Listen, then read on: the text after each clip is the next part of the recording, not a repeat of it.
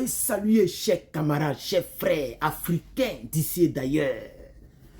Que la paix du Seigneur soit avec vous.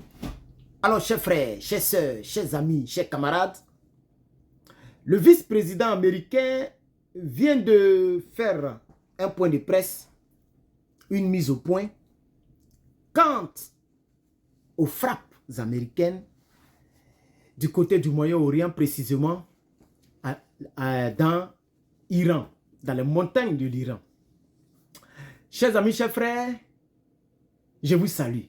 Soyez la bienvenue sur notre plateforme d'édition spéciale. Nous sommes à l'édition spéciale numéro 7 ou numéro 8, entre les deux. Et quand je dis numéro, ça veut dire le nombre de vidéos que je fais durant la journée.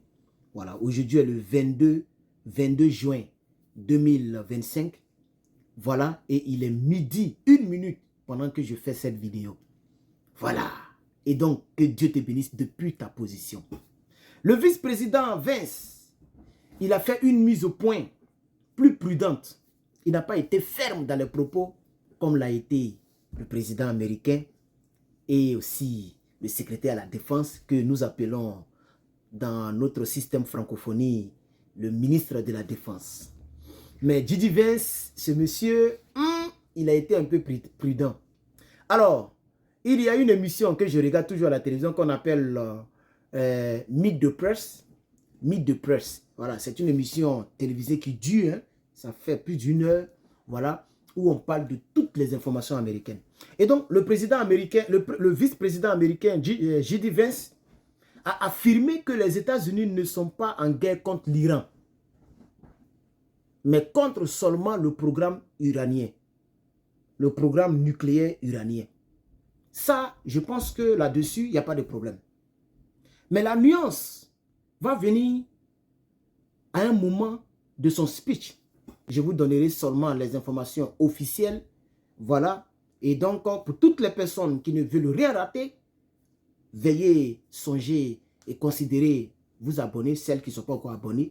Ok, je remercie les nouvelles personnes. Nous sommes à 182 000 abonnés sur donc Facebook. Nous étions à 180 000 abonnés il y a 2 jours. Voilà, donc bienvenue aux nouvelles personnes. On va rentrer dans les détails. J.D. Vance dit, il n'est pas sûr que le programme nucléaire iranien a été totalement détruit. Ah, le président, ton patron, J.D., DJ, quand tu renverses, ça devient DJ.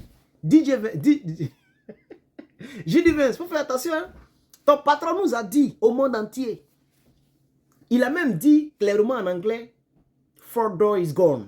Fordo is gone. Ça veut dire c'est fini. Ils ont tout détruit.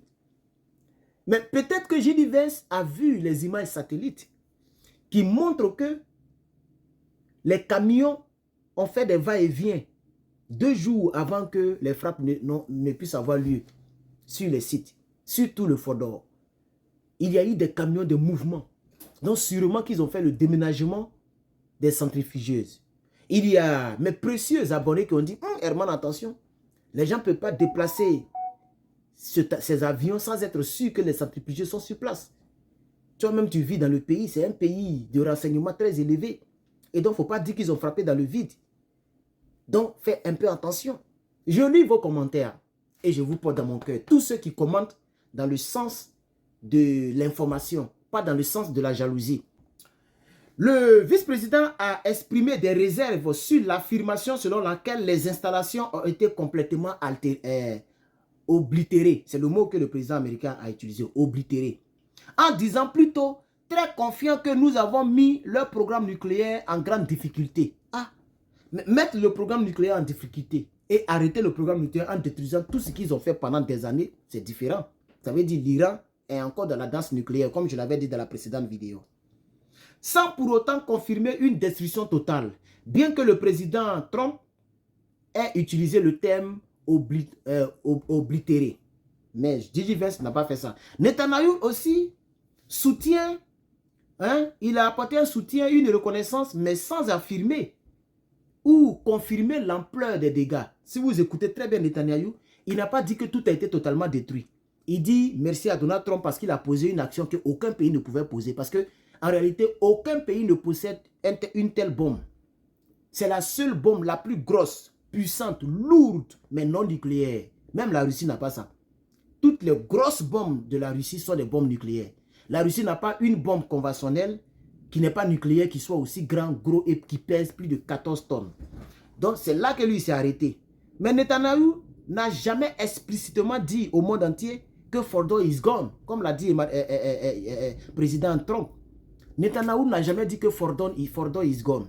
Netanyahou dit merci d'avoir osé, merci d'avoir frappé, au moins ça arrête. Donc, chers camarades,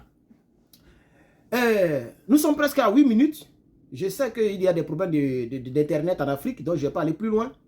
Trump a utilisé un langage très fort, juste pour marquer les esprits. Ça, c'est l'information, l'analyse maintenant.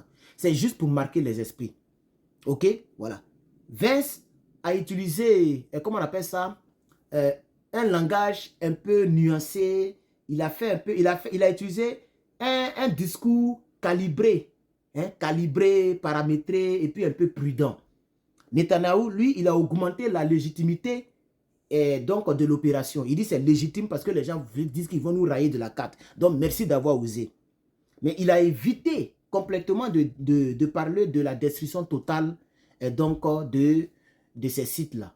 Ce qui voudrait dire en conclusion que si Donald Trump a tort, c'est que ces sites-là sont encore là. Ou bien ces sites-là sont quelque part, ou bien les centrifugeuses ont été pris, ont été retirés de là.